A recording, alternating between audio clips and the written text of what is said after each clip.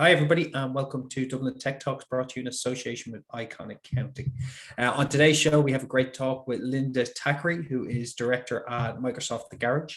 The Garage is part of Microsoft's Technology and Research Group. It's a community-based approach, embracing programs and offerings, facilitating a drive, hack culture, and innovation and learning on Microsoft.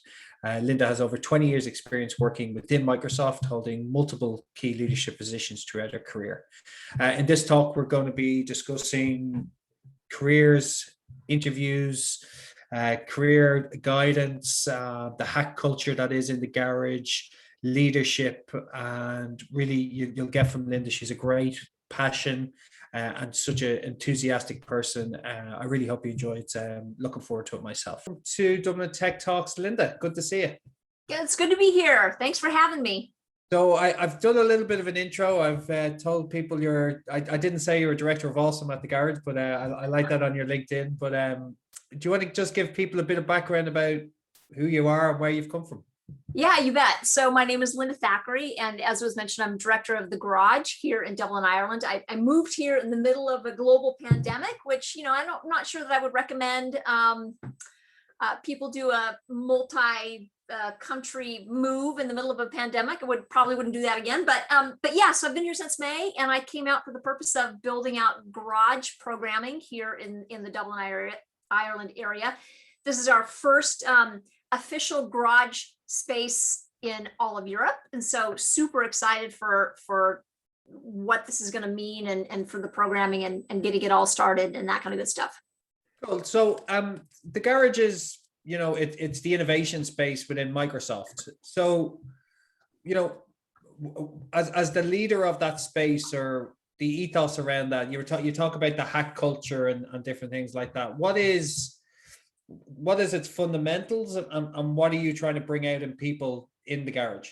Yeah, that's a great question. And I will say it is an innovation space. It's not the innovation. Like my innovation happens all over the company. In fact, and all the teams do. You just don't stop as you walk out the double door. That's right. So the Garage actually is a little bit of a different story for Microsoft than people may be used to hearing about. It's a little bit of a different emphasis. So back in 2014, when Satya Nadella became the CEO, there was at that time a focus on our technology roadmap, right? There was a focus on creating and developing products and services that provide value for our customers. There was that focus at that time, and there continues to be that focus today, and we love that and want to support that.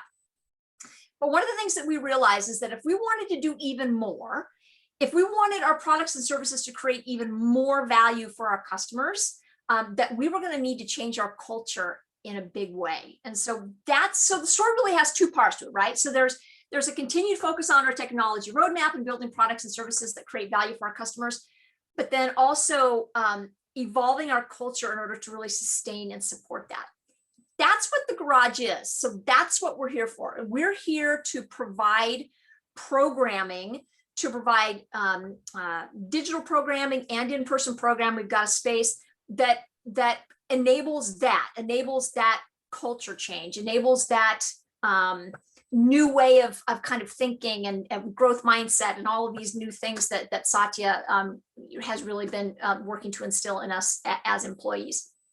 And so the primary way that we do that, so there's a lot of programming that we do within the Garage, but our cornerstone activity, in fact, everything else we do either contributes to or pulls from this one cornerstone activity, which is what we call growth hacking, which is, using hacking and hackathons as a means for culture change. It's an opportunity for Microsoft employees to get outside of their day job and take an idea that they're passionate about and move it forward in some way.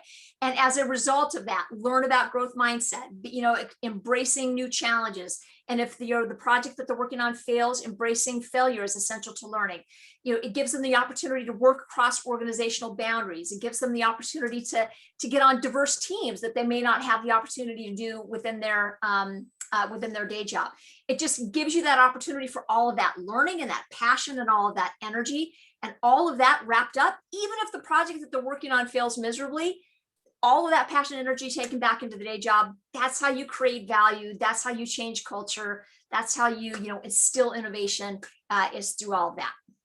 Brilliant. And like it's great that you're actually doing it, because you hear a lot of places in buzzword land, I would say, we're changing culture and we're doing this, and action does create change. That's Yes, fundamental. that's right. What was your thought when you were told this was going to happen within the organization? You're there a long time. What was your thoughts on that, firstly, and what was your experience of your first hackathon? Yeah, that's a great question. So again, back in 2014, when Satya became the CEO, hacking and hackathons was not a thing that we did at the company. It just wasn't a thing. And the executive team came to my team and asked us to put on a hackathon, and I was tapped on the shoulder to kind of figure this whole thing out. And I'll admit, I didn't think that many people would come, right? So we were tasked with figuring out how to create a company-wide hackathon to replace the company meeting that we used to do every year. So the company meeting went away, and we were going to do this hackathon. And I had a team of about, I don't know, 5, 6, 7 individuals. I can't remember exactly how many were there. And we thought maybe we would get 250 people worldwide to show up. Like, that's what we were thinking. And so, and then, as we were, doing touch bases with the executive branch, they're like, no, I don't think you're understanding. We want the entire company to be able to participate in this. And so we set our sights a little bit bigger. We thought, well, maybe we'll get 500. Maybe we'll get 500 people to participate. So we put some systems in place, and we opened it up for registration that first year. And we had over 11,000 Microsoft employees sign up to participate in Hackathon that very first year, which sent a message, right, back to Satya's, like, that culture change that he was bringing, that growth mindset, that one Microsoft, that making a difference, that customer obsession, that diversity inclusion. The company was ready for that culture change at that time. And so that was back in 2014. We just recently did a big hackathon. We do the big one that happens once a year, but we also do smaller hacks throughout the year as well too. But the big hackathon, this last year, we had over 70,000 Microsoft employees participate in some way, whether they had an idea and took it forward, or whether they signed up to be an expert, or whether they just put an idea out there for somebody else to take forward, or they got involved in some way. And can I just tell you, I have loved to see the innovation that has come out of that, and the change that has come out of that as well too, because we get this all the time, right? People come into the garage and they're like, we see that, how do we become more innovative? I want to be more innovative. How do we do that? Or how do we make my company more innovative? I got to tell you, in however you choose to approach it, you just have to build more things, right? You have to build more stuff. And hacking and hackathons, that we now is our cornerstone activity as part of the garage. That's a beautiful way to do that, because that's really what it is at its core. It's taking an idea and moving it forward in some way. And so this last hackathon, we had over 6,500 project ideas that were put out there. So there's all kinds of innovative ideas out there, and being able to move those forward. So this is one of the things that I have seen, from start back in 2014 when we first started this till now. It's just like, it is amazing. Again, I talk about this, the passion and energy that comes out of that Microsoft employees, people want to know that they work for a company where it's okay for them to have an idea, right? Yeah. And they more so want to work for a company where they're actually given the time and the energy, at the time and the resource to actually do something with that idea and move it forward in some way. And so I have loved to see that culture shift that we've had as a result of just letting people do what, giving people time to do something that they're passionate about outside of their day job. So I have loved seeing that. But again, at first I thought, nobody's going to come.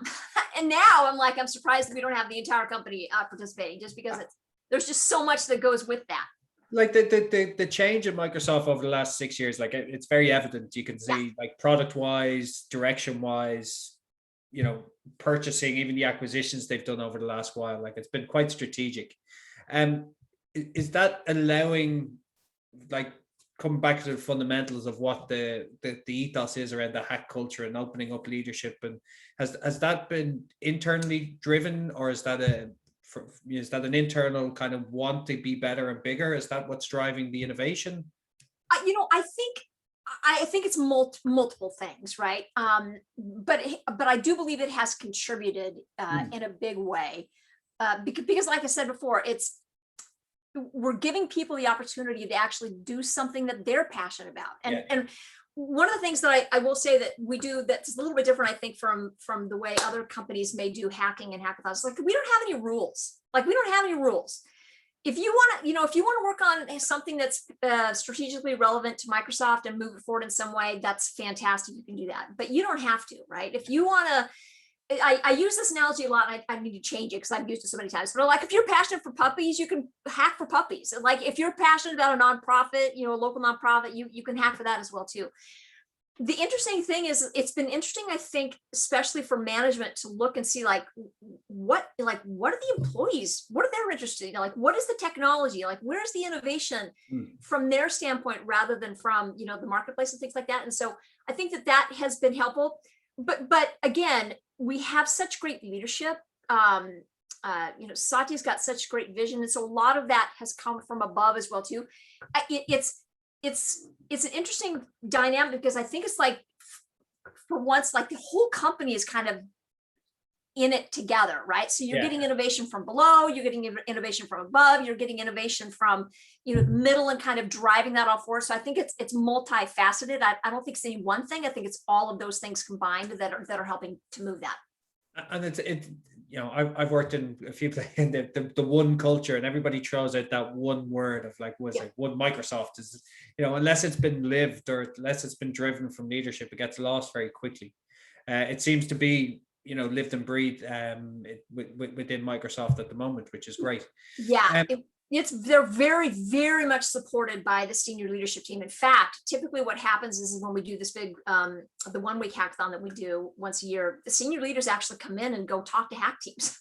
Yeah, that's brilliant. It's awesome. Yeah. It encourages people to do it. Then you have that chance to show off your skills. And absolutely. The recognition part is still key to any leadership part. It doesn't matter what size or company, our recognition is what everybody craves, isn't it? So yeah, it's interesting you say that, because when we very first started, because we thought, we want to have some way of judging and kind of percolating some of the good ideas up to the top.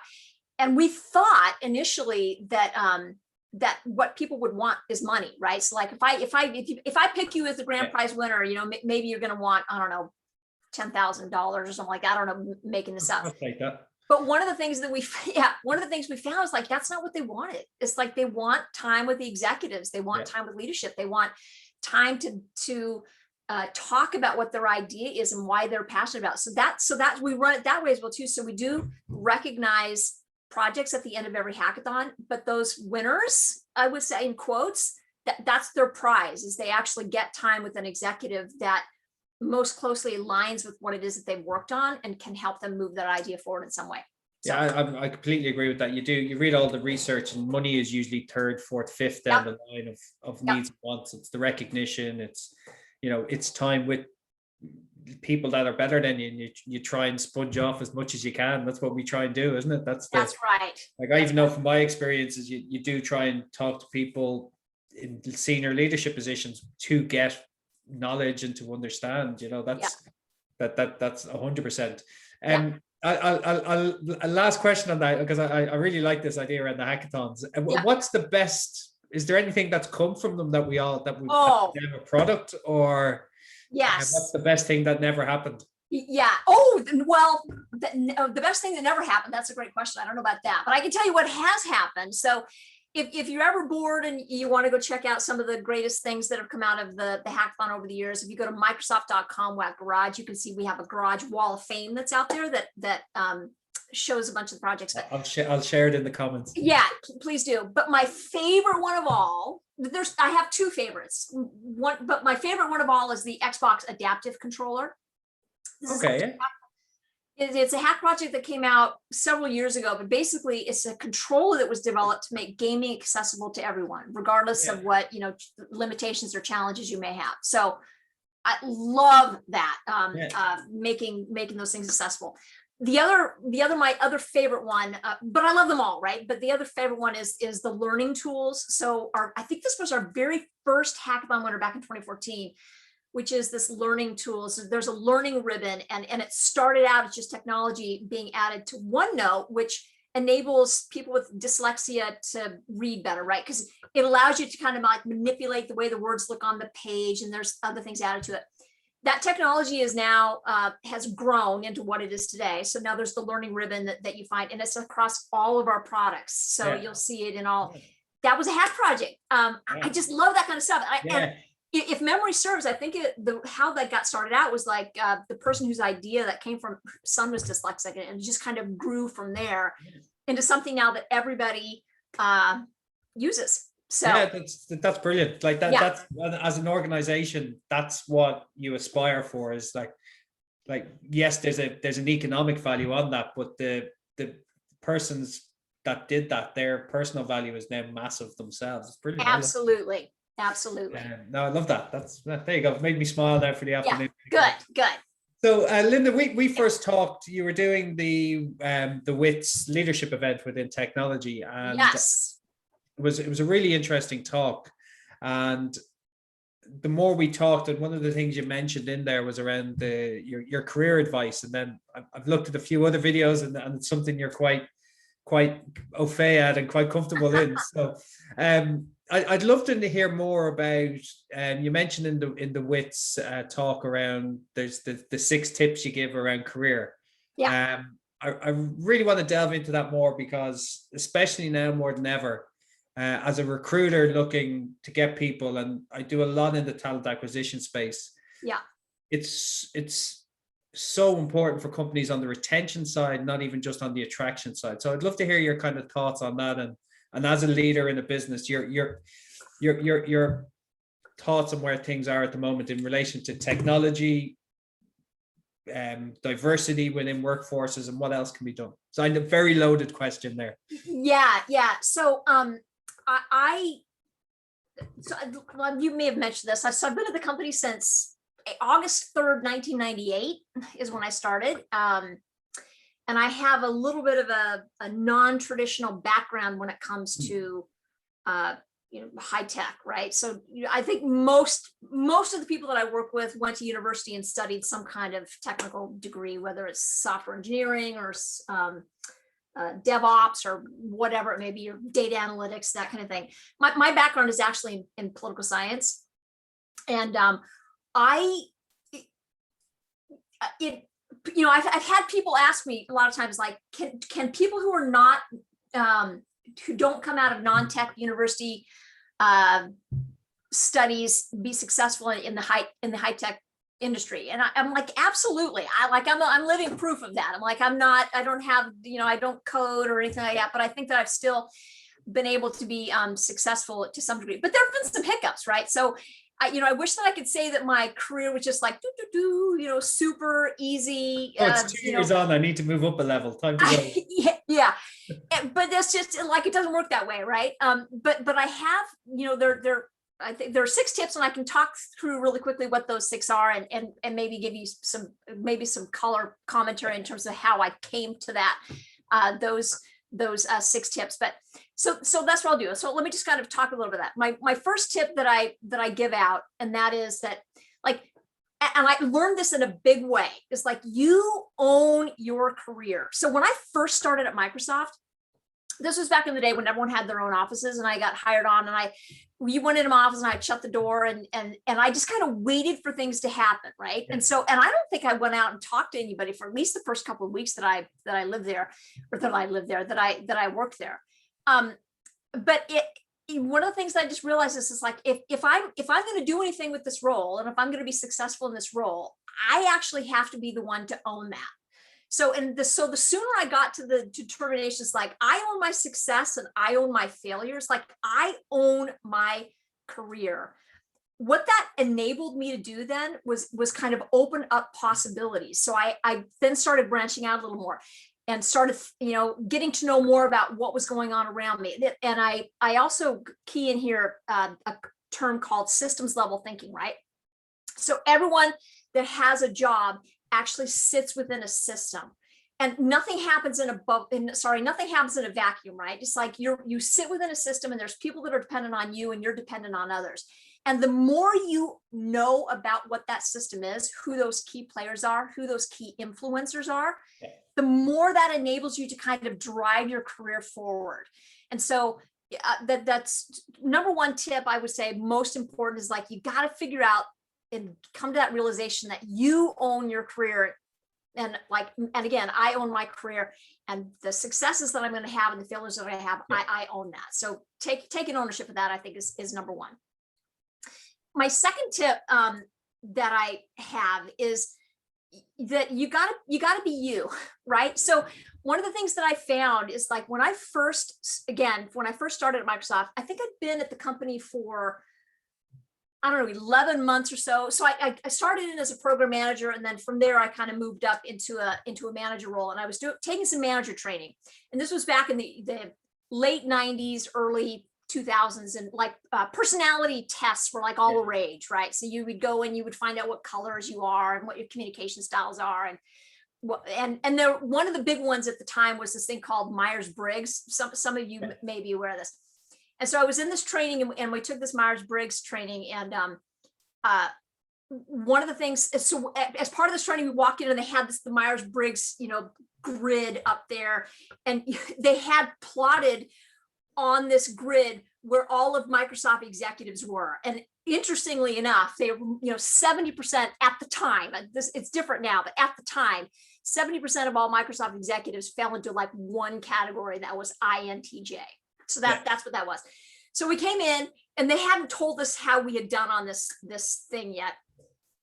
And they handed everything out, and then they had us open it up and read, what we were, and then go put our own sticker on this board and go put our sticker on this board. And I was the only one in the entire group that was the exact polar opposite of 70% of Microsoft executives. I was ESFP. And I think it was so shocking to even the instructors that they kind of pulled me aside and were like, I don't think you should be working here. Yeah, maybe it's not the right thing for you. Are you sure? And I have to say that I struggled with that for several years, because I kept thinking like, oh, I can't be me. I got to be somebody else. I got to be this INTJ. I need to figure out what that is. Because if I'm going to be successful, I got to figure this out. Finally, I just like, it was freaking exhausting. It was exhausting. And so I was reading a book once called Eat That Frog by Brian Tracy. And one of the quotes in this book is basically, in fact, I think I have it here. One of the quotes he says in there is like, you got to leverage your special talents, determine exactly what it is that you are very good at doing, or could be very good at, and throw your whole heart in doing those things very, very well.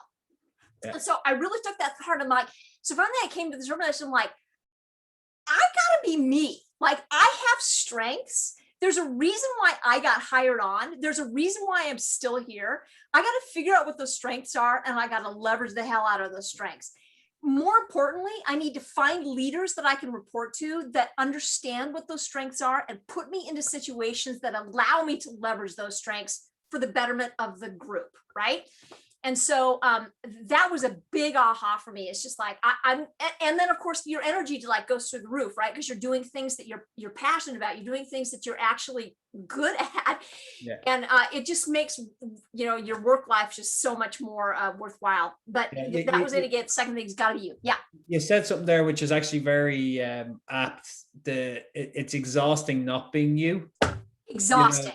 And more times now than ever, people are tired just doing their day job. Yes. And I think the good thing maybe in the last 2 or 3 years, companies have allowed people to be more themselves. And the stereotypical, maybe not tech companies, but non-tech banking type companies where people nearly were uniformed, that type of thing is gone, and allowing people to express. And there's clear correlation in output and just people being happier when they're allowed to be themselves. Like, we're not all perfect. We've all made mistakes. Point number 3, Linda. So point number 3. Okay. So my point number 3 is, career tip number 3 is you got to develop your soft skills, right? You got to, your tech skills are only going to take you so far. What's super important is being able to communicate, being able to connect with others, having a good, being able to team well. So, being team oriented, collaboration skills, your integrity, attention to detail, these kinds of things. And these things are not only going to be beneficial for you in your work life, but also in all aspects of your life as well too. So developing your soft skills is super important. Yeah. And people find that difficult. That is I won't lie, our cameras stopped and we had this conversation when our cameras weren't working. It is like there is a deterioration in that. So it is something that people have to work on. It's what companies want. Like, and I can't tell people enough of that when I'm prepping them for interview or when I'm talking to them. You have to be able to tell a story. Yeah. It's not just, yes, I can do that. It's tell me a story. I'm interviewing at the moment and I'm asking people how do they have fun even? And they're going, oh, well, I'm like, oh no. Yeah. Anyway. Yeah. My rant is over. It's so important. And it's, because you have to live with these people for 40 hours a week. I know. And this is what I used to run an internship program, and this is some of the things that we used to talk about with interns is like, when you're in the office, like practice. It's like, it's actually okay to practice, communicating, practice, having attention to detail, and just kind of learn as you go. But yeah, that's super important. All right. So I think we're on tip number 4 now, which is, you got to be willing to take risks. You got to be open. You got to be willing to try new things. So something that Microsoft does, which is I really love, is we do these things called informationals, right? And basically what that is, it's kind of a try before you buy. It's like if you're interested in a role, you can actually schedule an informational with somebody in that role and then learn about what that role is. And I'm big into that, right? I'm big into like trying new things, because I thought at some point, because I was political science major, I'm like, that was going to be my plan. Like that was going to be my life. I was going to be, I'm from California, so I was going to be the governor of California, and then I was going to, eventually become the president of the United States. That was totally, my plan was politics, right? But I had no idea that I would find so much passion in the tech industry. I mean, I ended up in the tech industry. That's a different story for another time. But like, I never would have known if I hadn't been open, and if I hadn't taken that risk of applying for a job in an industry that I was completely not prepared for, I wouldn't be here today. And I even still do that today as well too. I'm always kind of like looking and interested about, wow, what you're doing is like super interesting. I want to learn more about that. And some of the things that I've learned about are things that I want to learn more about, and other things are like, nope, that's not for me, and I move on to other things. But I never would have known that if I hadn't been, open to taking risks, and that can be scary, but it'll be worth it in the end. Okay, and then tip number 5 is you got to connect, right? You got to connect. So I had a CVP once, or a corporate vice president once. We had gone through this reorg, and we got moved underneath this corporate VP. And one of my first interactions with him, we sat down, and he said, for everyone on my team, I want to encourage you to have more than 500 connections on LinkedIn. Okay. I thought it was crazy. I thought it was Looney Tunes, because I could not understand the value of what that would do for me. And I think at the time I had like 30 connections on LinkedIn. I was not doing anything out there. How dare you? Yeah. He goes, exactly. And he goes, no, I want you to have more than 500. And I'm like, okay, fine. Well, you're my CVP. So I guess I'm going to try to do this. So I was out there, and I was connected with anybody and everybody, right? I was just like sending all these things, out to try to connect with people. I have to say that has been one of the best things I have done from a career standpoint.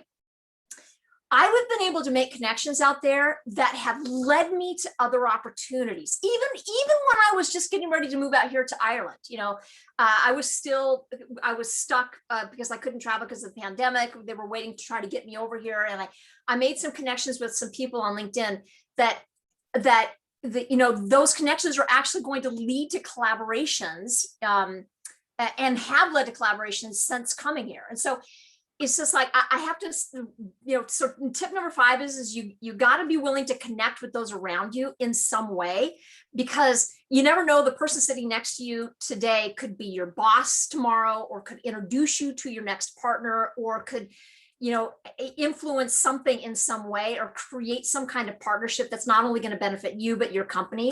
And so I would say tip number 5 is you got to connect, you got to connect, you got to connect. Okay, my last tip, and then I'll shut up, and that is you got to stay curious, right? You got to be curious. Like what's relevant today is irrelevant tomorrow. You got to stay up on what's happening in the industry, on what's happening with people around you, what's happening in the world. Stay curious about what's going on, because the more that you learn, and the more that you're able to engage with the things that are around you, the better things are You going have to have an opinion. And you gotta have an opinion. Yeah. Yes. Like I'm listening, I've listed them all down here and I'm going like, it's so simple. Yeah. But yes, people find that so difficult. And, a couple of hiring managers I work with, they go, I just want people to have an opinion. They might be the best in the world at what they do, but if they can tell me this is the way they're doing it because brilliant, that's at least I can have an argument that way. You can't, Yes. And one of the things I'm always telling my team here is like when we go into meetings and things like that, and we talk about, what's the agenda going to be? I'm like, but you got to go in with a point of view. Like you should go in with a point of view, be open to discussing, but at least have a point of view going into the meeting so that, you're not wishy-washy and, that kind of thing. Anyway, so yes, it's super important. Yeah. And the other thing about the connections part, and I'm obviously super into that. Like that's one of the reasons we started Tech Talks. And it's to talk to people, it's to get to know what's going. Like I'm a failed computer applications graduate. After 6 weeks, I realized that wasn't going to be my future. But just I'm into tech. So like you can work, and this is the thing, we'll come back to STEM, like that's one thing that strikes me, like tech isn't coding, like that's only a percentage of the industry. It's getting smaller as well, but like no code coming out, all this kind of like code in one stage I think will be automated at one level, and that's a massive cost save obviously for a lot of organizations, but there's so much of it, like of technology is like programmed, it's product, it's design, it's marketing, selling, everything in that. It's that to me, that's technology, and it's 90% not coding. Yep. And that's the being curious, getting connected, talking to people, all that is so interconnected. Why do you feel that's getting lost then? What's the lack of people understanding that as a is it been sold wrong? Is it been like everybody thinks tech is, the CEOs of these businesses, or what's the thoughts, do you think, on that? That's a great question. And I don't have an answer for you, other than it feels like people have, like they have this, direction that they're going to go in. And and like, this is the path I'm going to take without being kind of open to what's going on around. That I think that might be part of it. Like I'll be super honest with you. When I was in school, I had no idea what I wanted to do. I don't think I changed majors a few times. I mean, like I didn't really know going into college what that was going to be, and so it was based on kind of trial and error on my part during that time period to kind of figure some of these other things out. I'm 15 years in technology recruitment. I'm a part owner of a business. I still don't know what I want to do. Okay. That is so true. So I was just in an interview yesterday, by the way, because we're hiring a bunch of people here in Dublin. And so I was conducting some interviews, and I always say like, well, what's your career trajectory? And I always preface it by saying, I hate this question myself because I don't know myself what I want to do still. And I've been in this industry for, 22, 23 years. Where do I want to be in 5 years? I don't know. But it feels like, these, the young people that are coming out now, they're very driven about, where they want to go and where they want to get to, which I think is great. I think it will take more leaders like Whitney Hurd, the Bumble CEO. Like she's not really, like she's tech, but again, she's marketing. She saw a product and was able to make it a viable business. She was involved in 2 very successful businesses, and there's other people within like that ecosystem that are tech entrepreneurs that hopefully will push the balance a bit more, because the WITS work we've been doing, the talk, it's still very much what can we do to, there's very little action. Personally, I feel that there needs to be more action rather than kind of reaction and talking. There's lots happening. I'm not saying there isn't. It's just I think more kind of flag bearers within, to be able for people to aspire to. We had one yesterday, and if you can't see it, you can't believe it. So there needs Yeah. to be visible female leaders within organizations to aspire. Very, very good point. Yeah, that's a very good point. Yeah. I would just leave it. No. Yeah. That's me done for the year. I'm off. Yeah, exactly. No, I won't take much more of your time, Linda. Just in general, you've been in Ireland now 12 months. Yeah.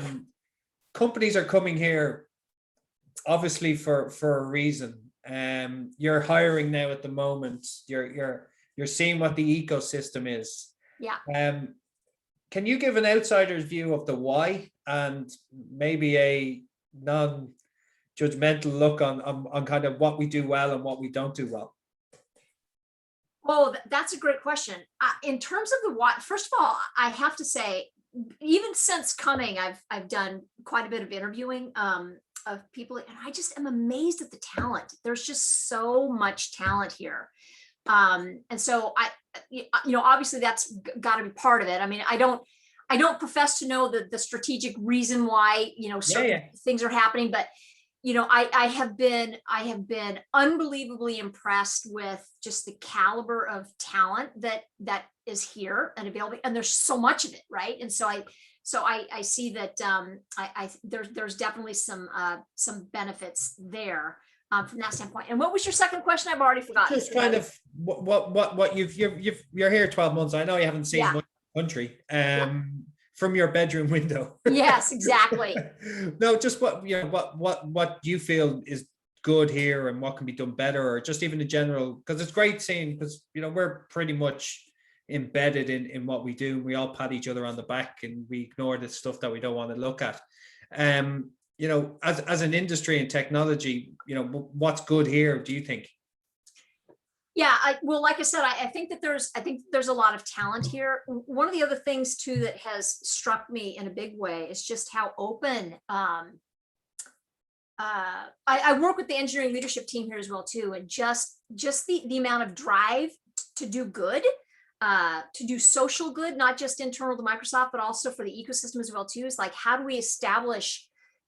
How do we become a driving force in helping the ecosystem within which we are as well too? I have loved that.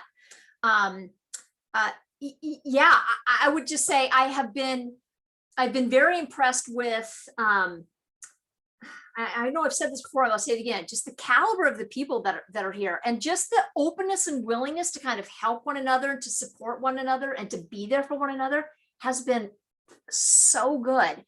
I have felt support, even though I've been, in my apartment this entire time. I think I've met maybe a handful of people in person since I got here, which is a bit of a bummer.